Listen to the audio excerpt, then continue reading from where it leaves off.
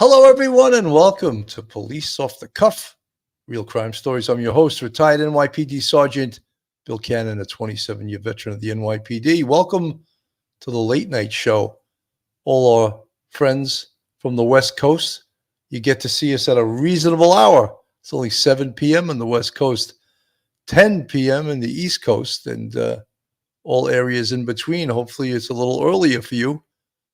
Folks from across the pond, there are many of them in the chat. Just welcome to a different time. We're doing the show at a different hour, a little bit later for us.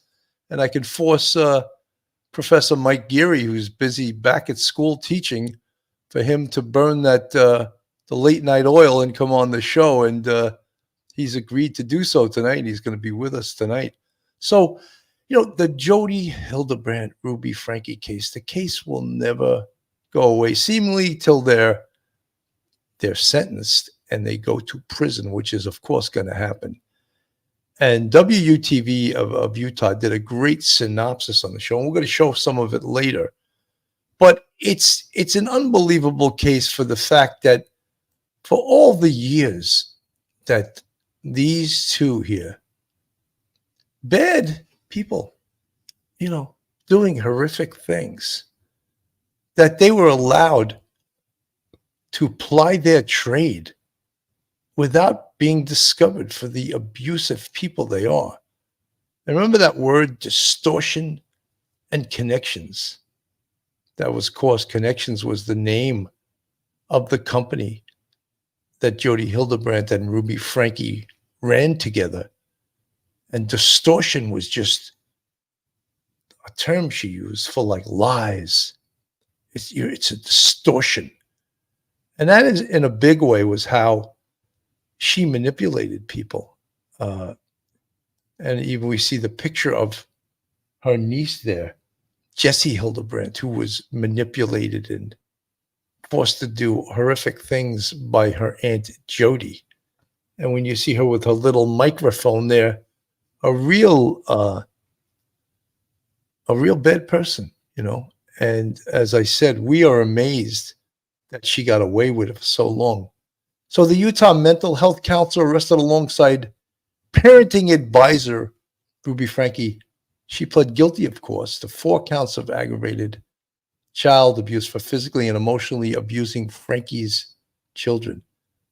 Jodi Hildebrandt was the business partner of Franke, a Utah mother of 6 who ran a once popular YouTube channel called 8 Passengers, in which she documented her family's life.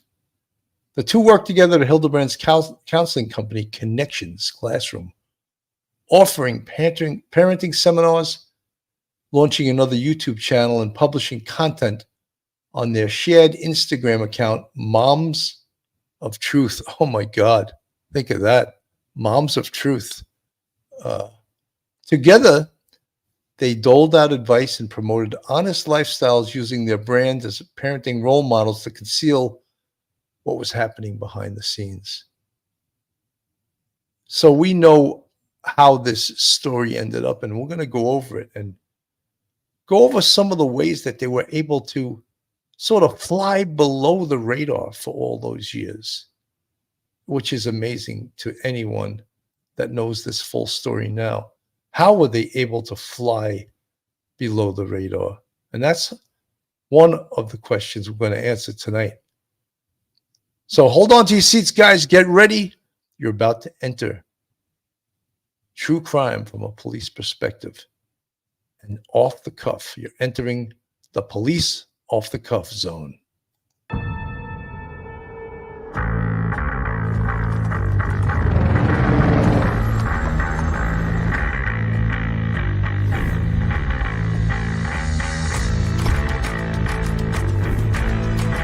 There has to be some common sense. Yes, sir. They have the car stopped at 10 at the ranch microfiber. We still don't know who pulled the trigger.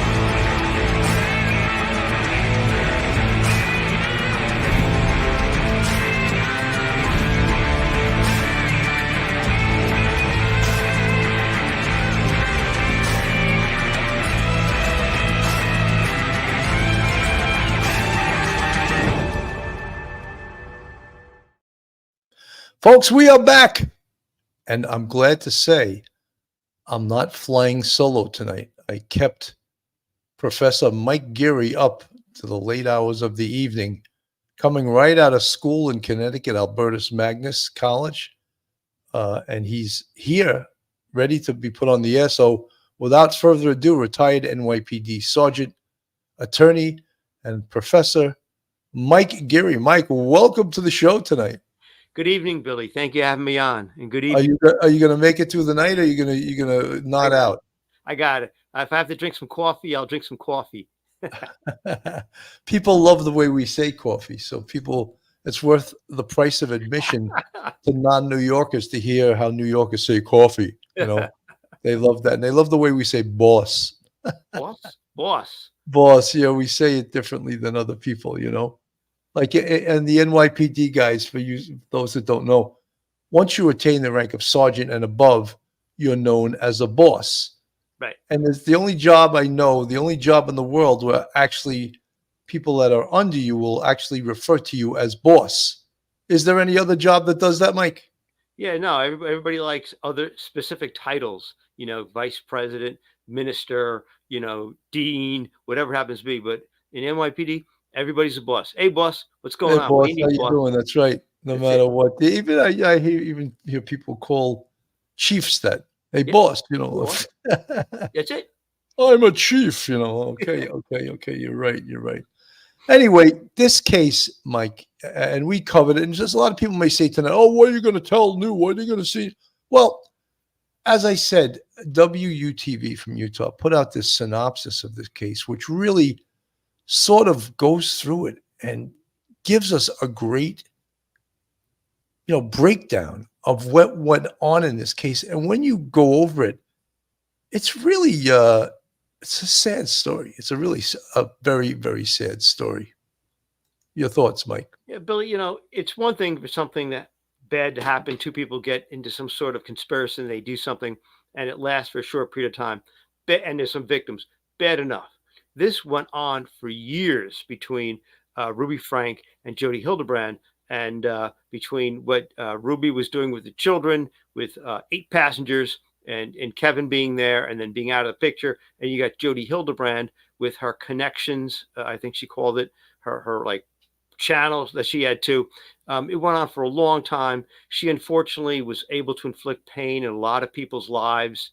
And, even the Utah, the board, the commission, state commission that, monitors, complaints about psychotherapists and things like that, they disciplined her, and they said that she would, it would have to be made publicly aware that she was being disciplined and to be on in her file for 10 years. However, she asked that it be expunged from her file after only 5 years. And this was after really gross deviations from any sort of professional ethics and in revealing patients' deepest secrets to her own boss in the Mormon church. So the sad thing is it went on so long behind the scenes, and so many people were hurt by what they did. And that's what really exacerbates the situation, really does. Mike, it all started with this right here. We're going to listen to this. He says he just left through the porch at the neighbor's house. Her name is Jodi Hildebrandt.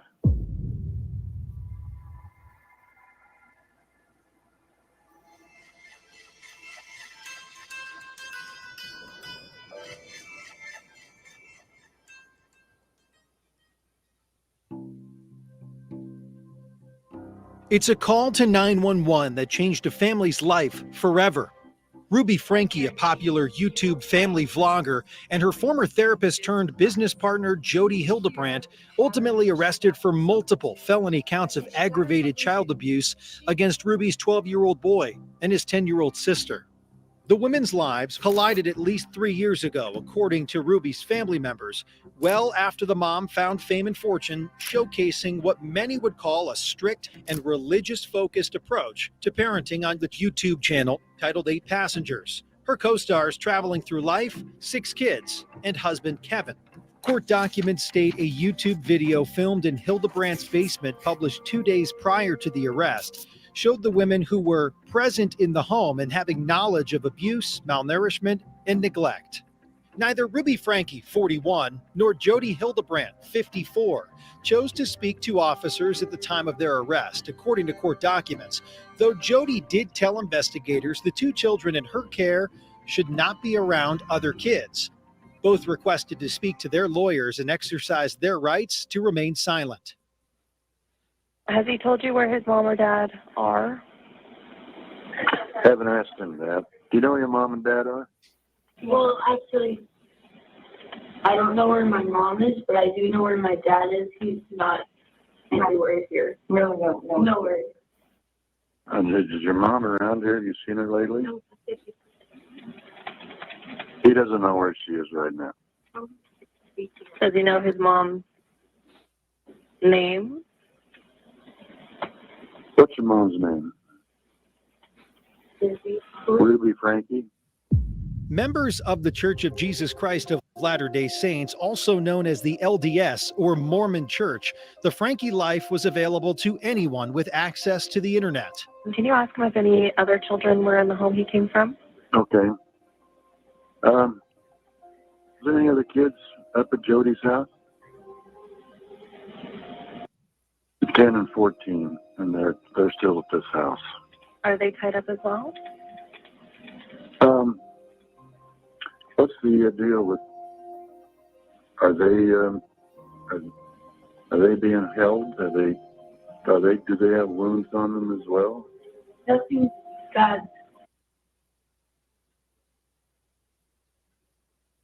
Unbelievable. Like, one of the things that really breaks your heart here is the fact that not only these kids are subject of mental and physical abuse, but they're brainwashed to not tell on the adults when they are in the presence of another adult who's asking questions. Going on with us.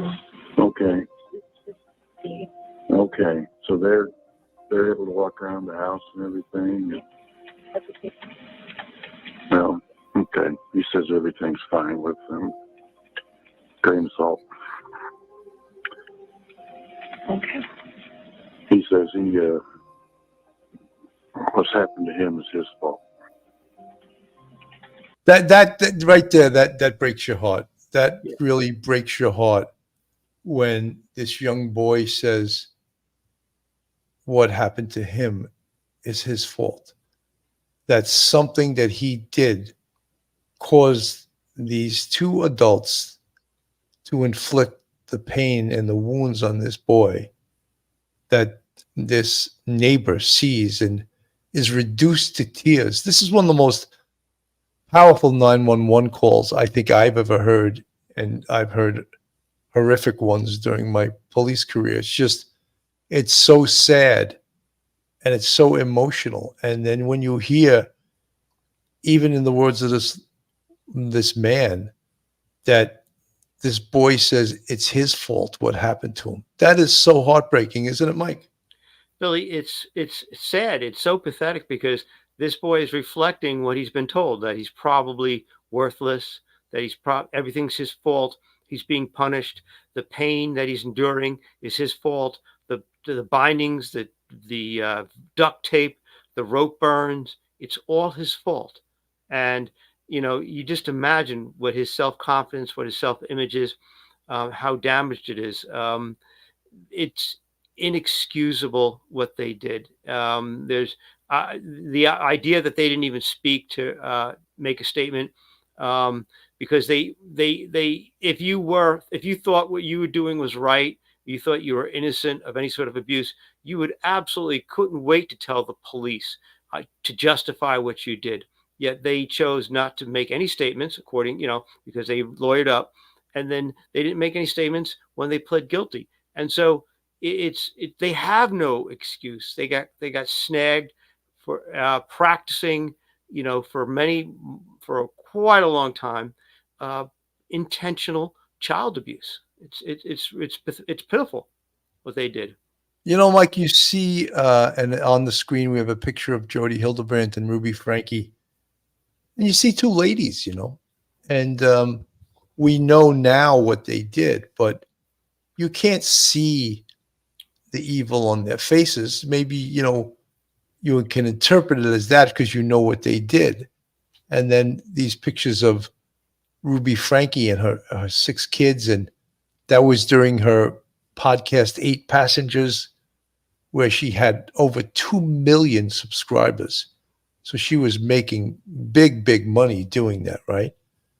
And even on that podcast, 8 Passengers, it sort of memorialized the abuse live on videotape, if you will, Right. of what was going on in that family. And, it's hard for us to believe, and not that we're from any higher level of civilization than Utah, but how was this able to go on for all those years? And as we know, we've covered this story. There were reports to the police about this, but it was still allowed to continue. And for that, and I say we as the public, we as former officers, are happy to say that none of these children lost their lives during this, which could have easily have happened, Mike. Yeah, these kids, if any of them had died, they would have just been reported missing at some later date. When you think about it, Jodi Hildebrandt was Ruby Franke's therapist when Ruby Franke sought, and her husband Kevin sought some sort of marital therapy. And from that, Jodi Hildebrandt wormed her way into the lives of Ruby and her husband and basically cleaved them apart. And so therefore, Kevin's out of the house. Ruby pretty much becomes a close associate with Jodi, and then they go into business together. And then Ruby's allowing Jodi to discipline her kids.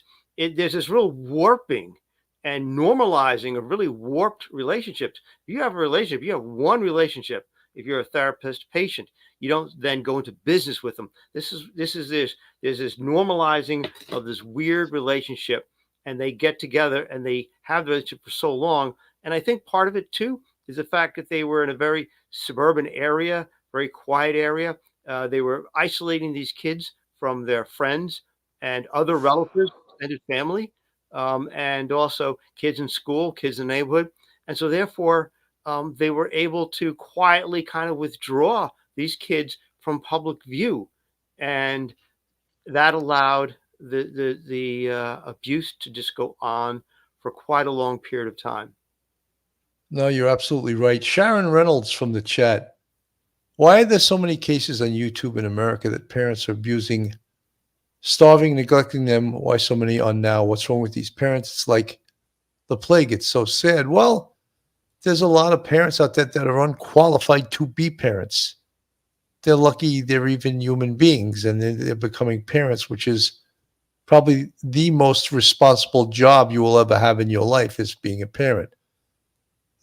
Pesa, you have to be skeptical of these YouTube families. Remember the case of that YouTube family that adopted a disabled kid to attempt to get more views and sponsors.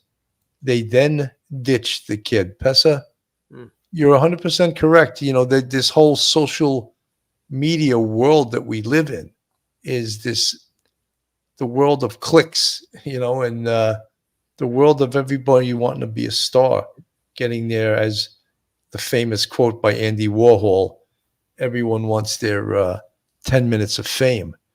And these days you can get it and get more than 10 minutes because of social media. You could be all over it. And that's why we, as outsiders looking in on this case, questioned, how did it go on for so long? How were these two women, who turned out to be pretty evil women, right? And on the screen we have Ruby Franke and her family.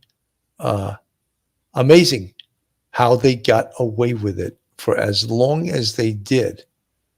And the only solace we have and you have is that they're going to prison. they are definitely going to prison, and probably for a very long time. That's sad to hear. Controversy struck the 8 Passengers channel after one of Ruby's teenage sons revealed a 2020 video that he had no room and was sleeping on a beanbag for 7 months for pranking a sibling, pointing a BB gun at his face and hanging them up by a basketball hoop. I've been sleeping on a beanbag. I've been sleeping on a beanbag since October, and they gave my room back like 2 weeks ago. Despite the video being presented in a lighthearted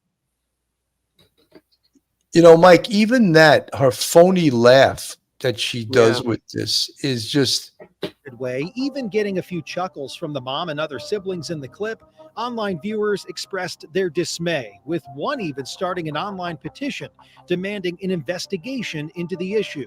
More than 15,000 people signed it. People flooded TikTok recounting the incident, pulling other clips from the channel, including one where Ruby recounted. so 15,000 people signed this petition reporting that something was going wrong with the 8 Passengers podcast. What type of investigation was conducted? Was anyone held accountable? I know Ruby Franke lost her channel at some point, but how about, didn't the law step in? These people, 15,000 people, witnessed what they thought to be child abuse. What kind of action was taken, Mike? Yeah, Billy, very little. I mean, this is the thing about the normalization of the abuse. It starts off, here's this beautiful family, and over the course of a couple of years, little tidbits, little hints of excess come into play, with the mother disciplining the children, and maybe on different shows, it doesn't always add up to something that's actually startling to people to say, wait a second, well, time out. What was that again? And in that clip, suddenly the kid's kind of making a joke of it, and it's about the irony of the situation, and she sits there and makes a very empty laugh, and suddenly, boom, it gets people's attention, and it starts a petition, and people start reviewing all kinds of the previous videos, and then now with the new kind of awareness, you go back and you see previous videos from maybe 6 months ago or a year earlier, you start to say, wait a second, I'm seeing a theme here. I hadn't picked it up before, but now I'm picking it up. And then unfortunately, the way the Utah police investigated it, I guess they did what I would say is a half-hearted attempt to investigate, not very, very forcefully. In New York, I saw some horrific child abuse cases. So whenever we investigated, my partner and I, Augie, we investigate anything with child abuse. We considered it an emergency. It was, if we had to, the door, we would tell the parents, we have to see the children. We have to lay eyes on that kid. We have to see the kid. I don't care what day or time it is or whatever. But, that comes, unfortunately, after seeing a lot of horrific stuff. But in the beginning, it didn't seem the police were all that eager. For whatever reason, I don't know. People could be very skeptical about the reasons for that. But it was a very lackadaisical to non-existent police response in the beginning. I mean, I 100% agree. There's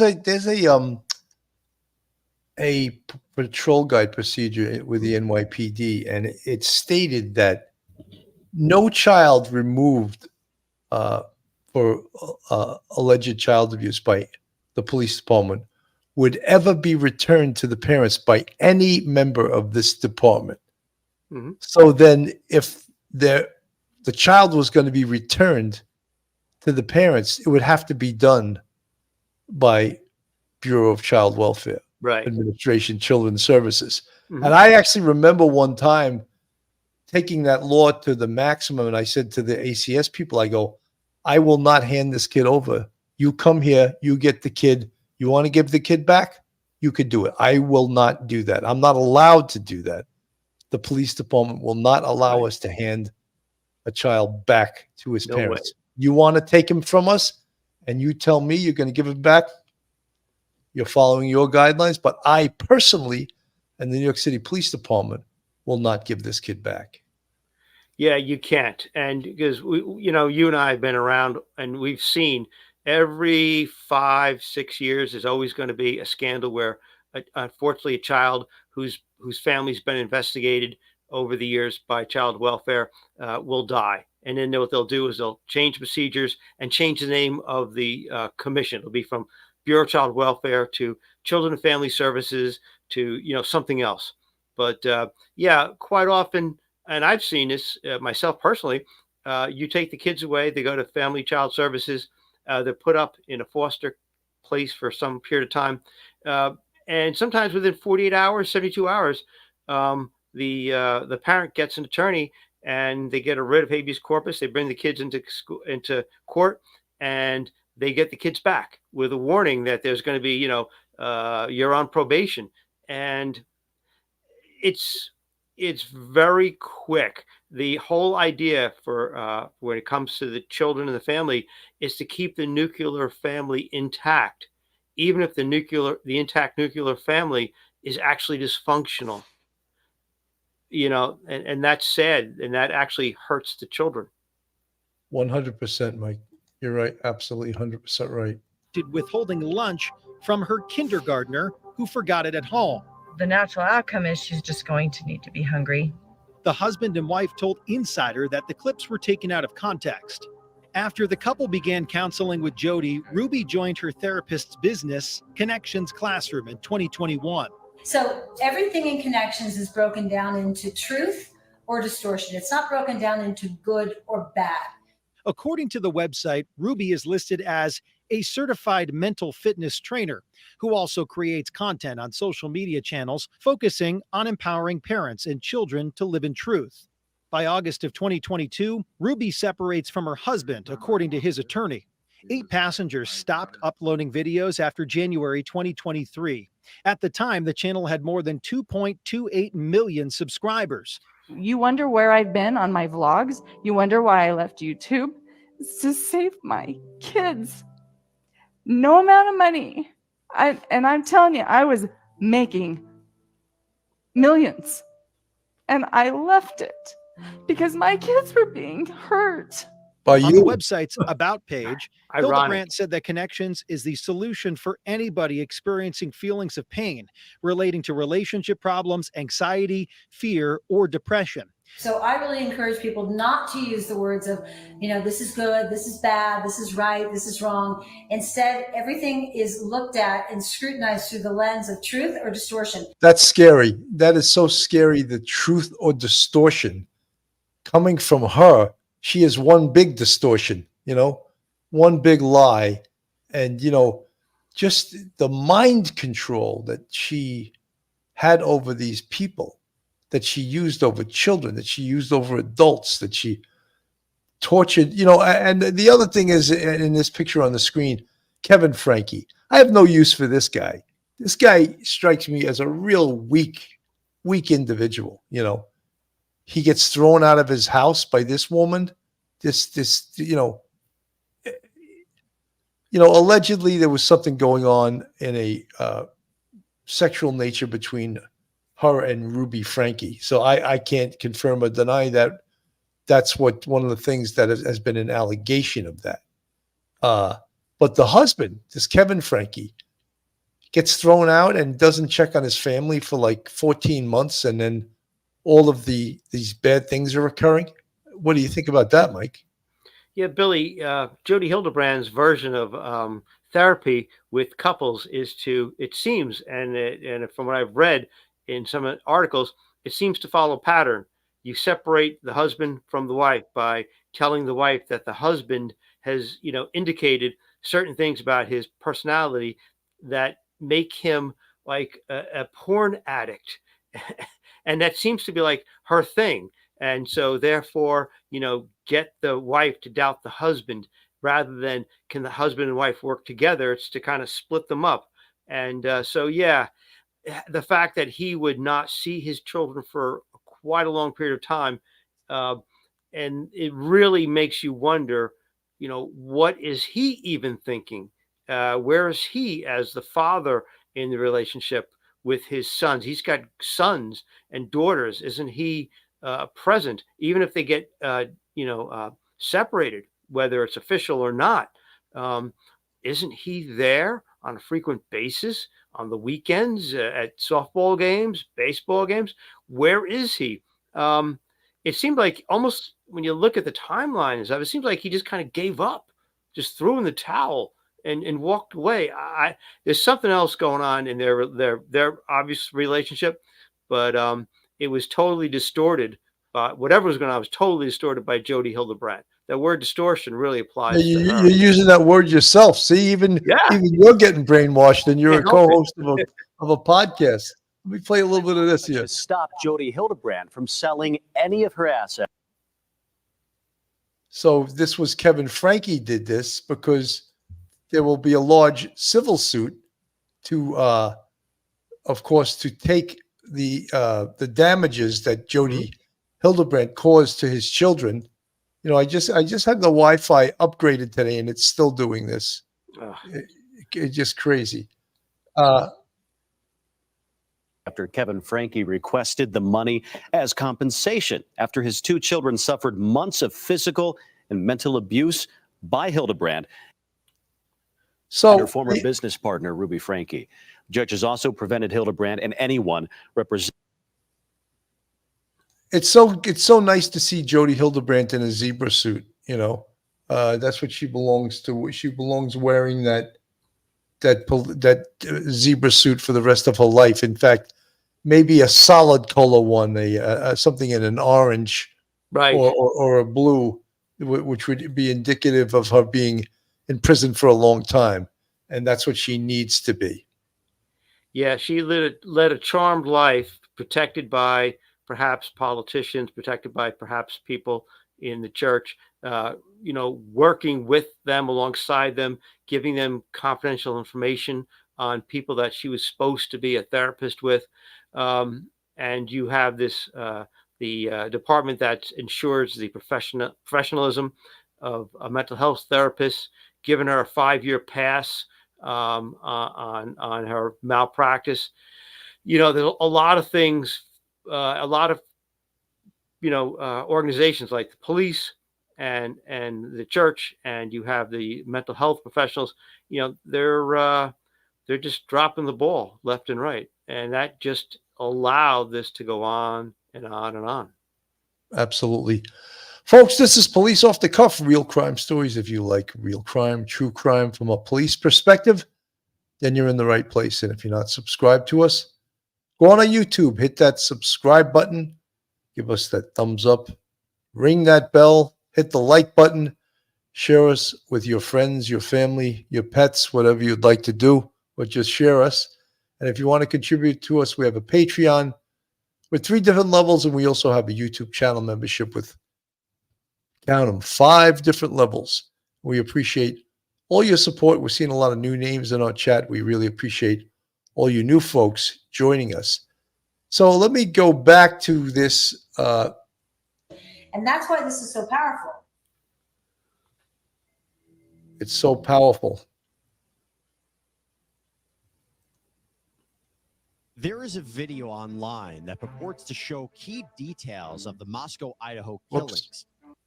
We moved on to a different video. Sorry. What we want is the truth and distortion. And here we go.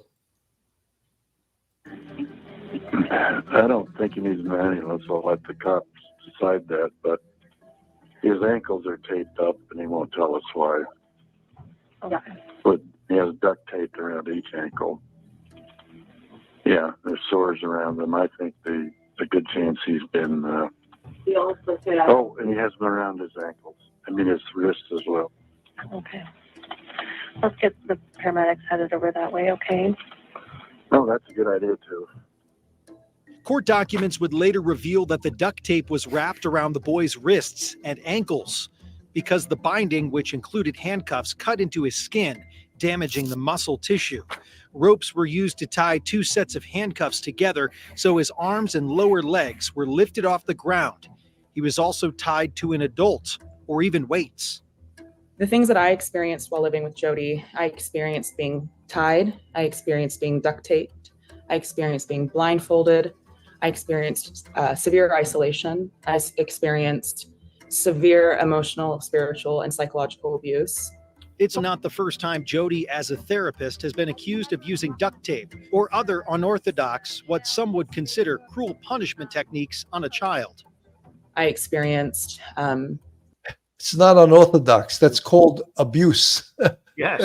It's beyond unorthodox. It's definitely 100% abuse. that being told I shouldn't be around other people, being told that I was dangerous to be around. People were afraid of me to the point where I was afraid of myself. Jodi Hildebrandt told KUTV2 News they were subjected to torture at the hands of their Aunt Jodi as an underage teen.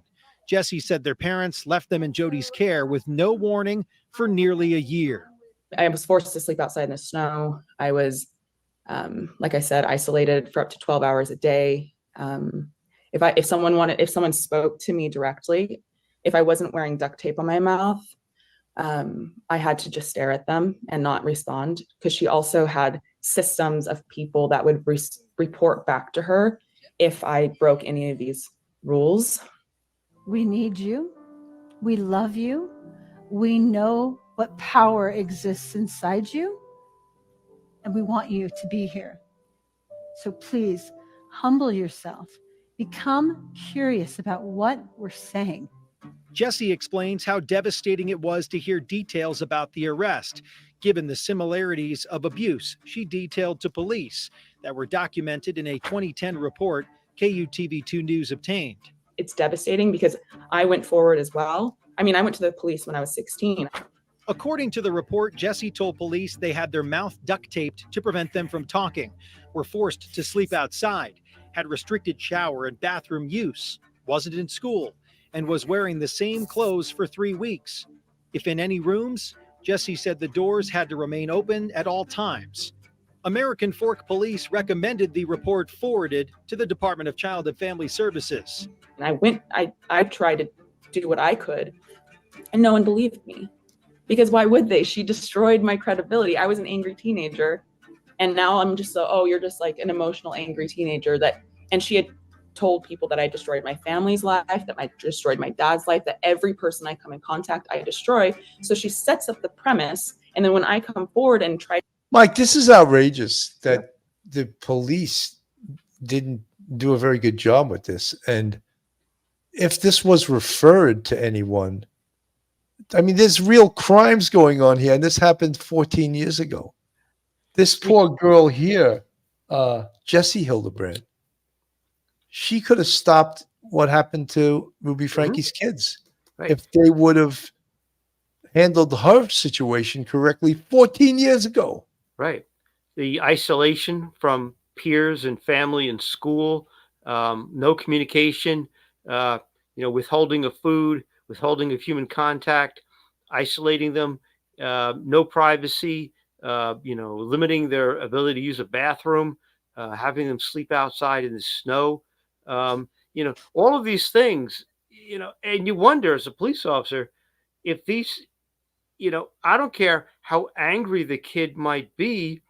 If I see any sort of signs of physical abuse on the kid, you got to get the kid out of there and get them to a hospital to at least check them out and to find out, after you've got everybody separated, what has actually happened. Have that kid brought to a psychiatric, like say North Central Bronx Hospital, to speak to a therapist, to just at least do an intake, find out what's going on.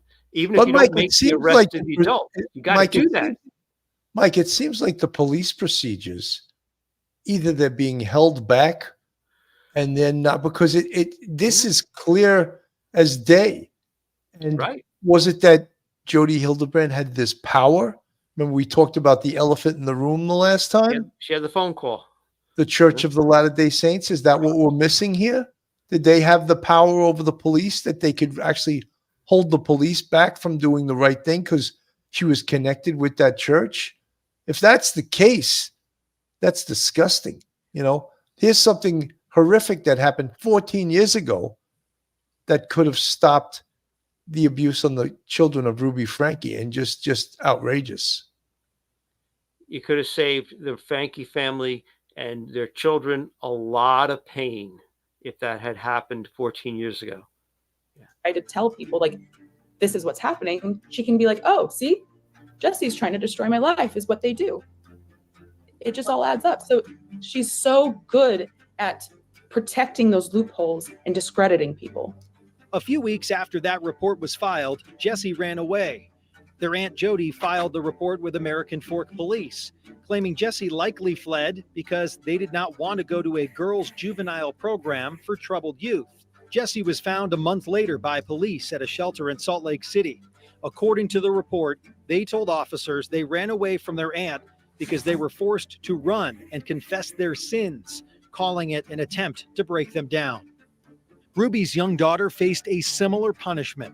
She was also forced to run barefoot on dirt roads for an extended period of time, according to court documents. I just hope that this can give the public some context and some clarity of what is happening and why they should not believe her. Jesse believes their family left them in Jodi's care because they considered Jesse a troubled teen, which was an idea that they said was reinforced by Jodi. Her whole thing, which is deeply, darkly ironic, is that everything stems from shame and how horrible shame is, and that all of the reason, like all of mental illness, all tics, so like OCDs, addiction, everything stems from shame, which is just horrifying because she is the greatest perpetuator of shame. She accused me of being a sex addict. She accused me of being addicted to masturbation, to the point where I wasn't allowed to, I mentioned this on the podcast, to the point where I wasn't allowed to use tampons. I never was allowed privacy unless I was isolated. So that included the bathroom. I was never allowed to have the door closed because she was convinced that I was just constantly masturbating. She was convinced that I was addicted to porn. I had never seen porn at that point in my life. I didn't even know that people with my anatomy could masturbate. Like I had no idea any of this stuff, but I just believed her. The accusations of addiction to porn were echoed by Ruby against her own son, who escaped to a neighbor's house and asked for police. According to the Daily Mail, in the first custody hearing over the mom's 4 minor children, Ruby claimed one child began looking at porn nearly 10 years ago when they were only 3 years old. She also claimed the child sexually abused other children, providing no evidence of this at the hearing. Jesse finds it haunting to think her Aunt Jodi wielded such influence over Ruby and her children. To hear Ruby tell the world that her child is a sex addict, a predator, and has been addicted to porn since he was 3 years old, it just echoes exactly the things that she was telling me and telling everyone around me. It's been a really interesting experience watching everyone focus on Ruby, and I understand why, but this is Jodi. These are Jodi's words. These are Jodi's ideas. These are over decades old. It was just so directly similar. I mean, the exact thing. This is exactly what she does. This is what Jodi does. And so now, because she's painted him as this thing, regardless of what comes out, like he's no longer, I mean, I think hopefully the public can see through this and the judge can see through this. But that's the goal, is so that anything that he says is now no longer credible. Jesse's Mormon faith that they shared at the time with Jodi, they say was also weaponized and used as a form of control. It was a detail Ruby and Jodi admitted to in court documents. Both said they were convinced the children that they were evil and possessed, that punishments were needed to show obedience and repent. She used religion and God as a mode of control. And You know, Mike, this sounds like almost like the Salem witch burning, you know, like using religion to like say that you're bad, you know. It's just really disturbing. And, you know, some of the things that, you know, the whole masturbation thing, she sounds like a real sick lady. I mean, really nuts, you know. This lady is counseling people, you know, and as I said, I hope she gets some Calvin Klein zebra suits for her long stay in Utah State Prison, because that's where she's going. Yeah, it's one thing that Hildebrandt has all these sick, warped, strange ideas and is using them to destroy, families' lives.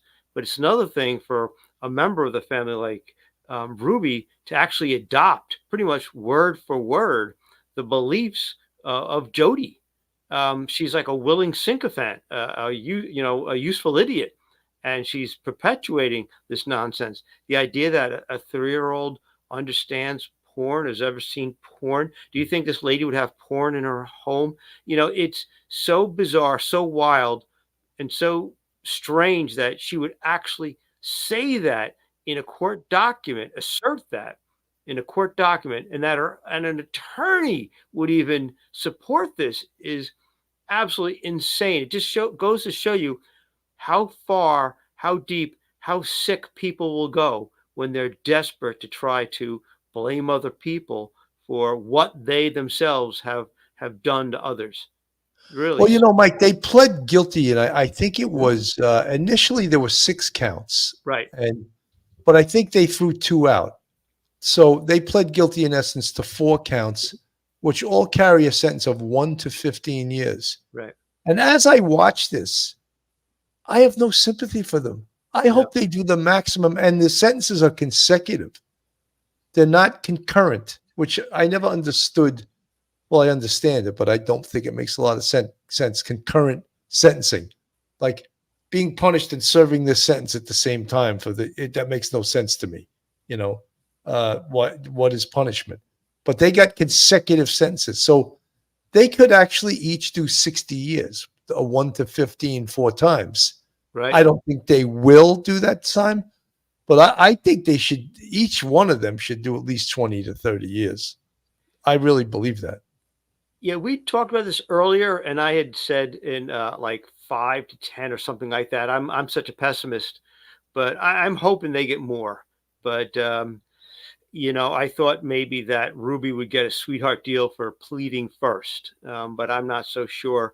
But a good decade at least, maybe 2 decades minimum, would be really appropriate in this case, because it wasn't one kid over a short period of time. This was numerous children over years and years. And perhaps maybe the criminal justice authorities, including the judge and the prosecutors, could use this case as a learning experience, like and Child Protective Services.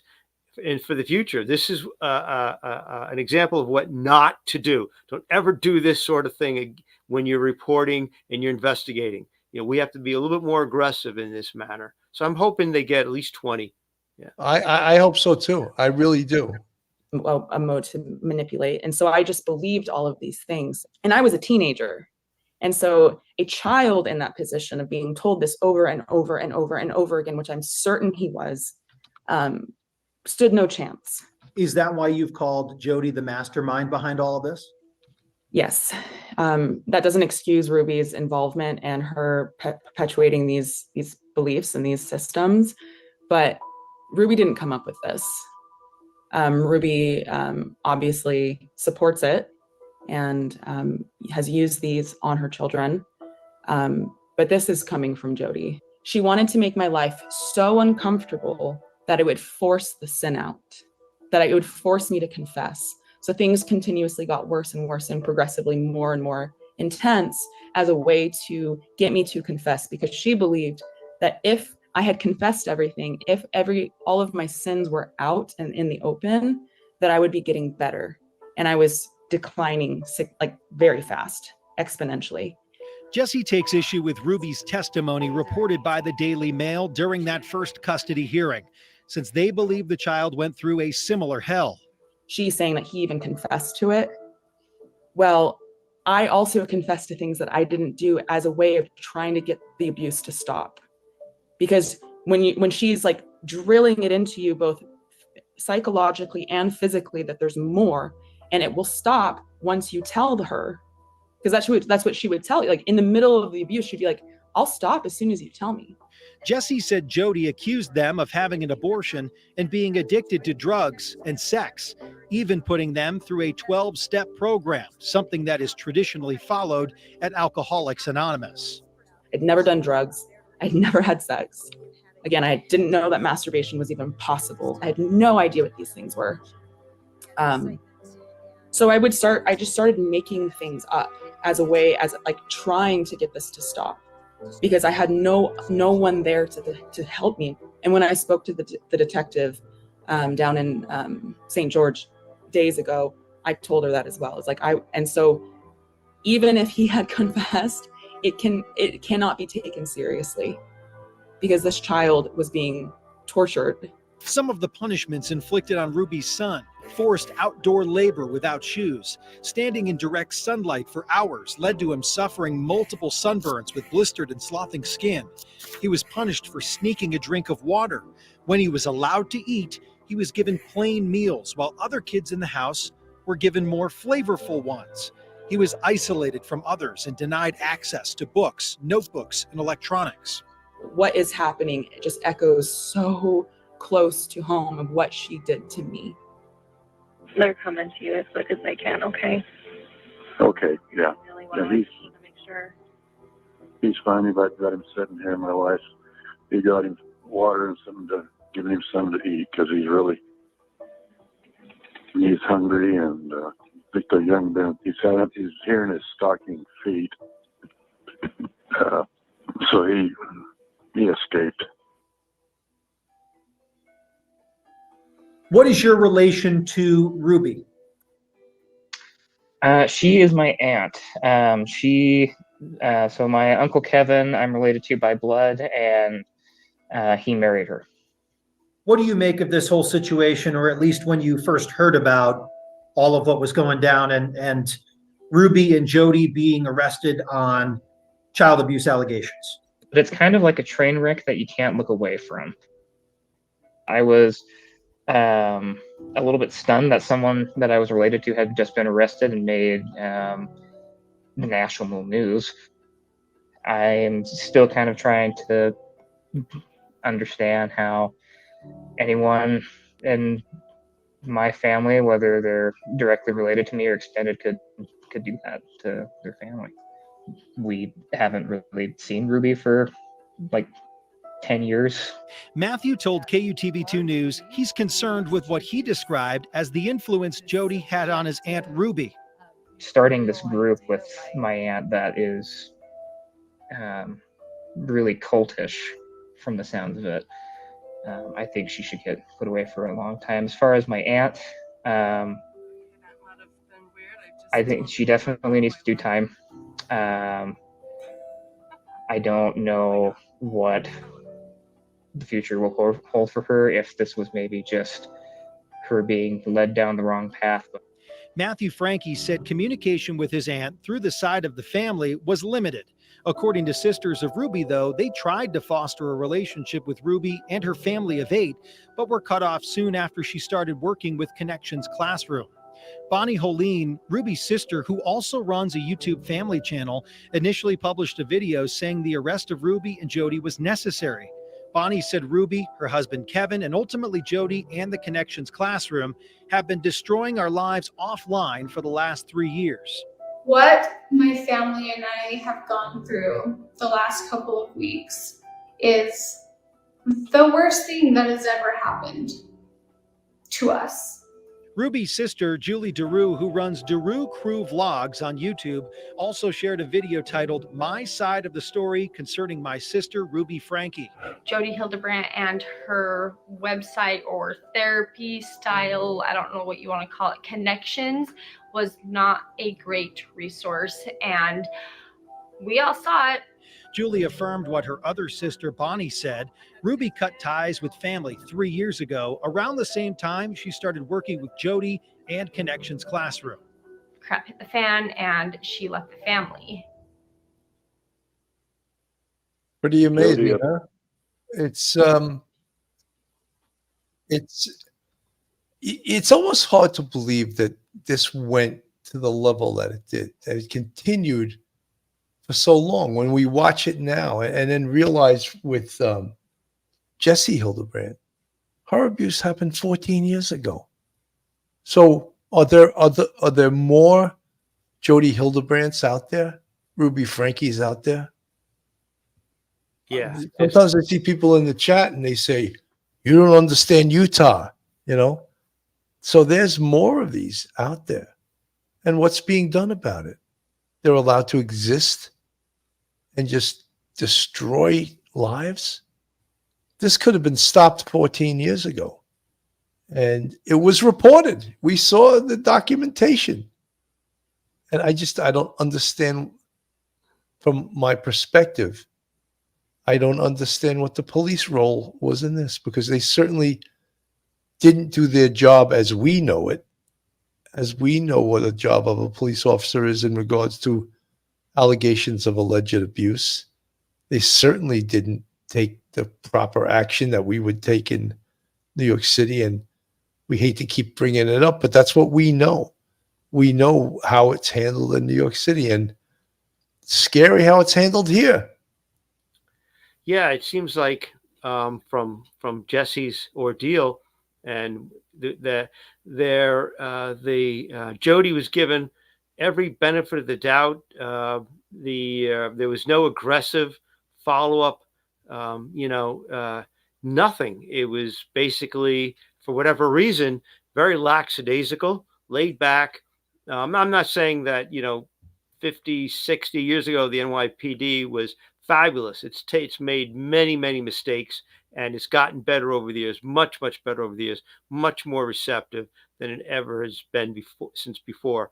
But, looking at this, you've got a girl in the shelter. She's reporting to a detective all that's gone on about her aunt, and, what follow-up was done. It doesn't seem like there's a case file really generated on this, interviews, that sort of thing.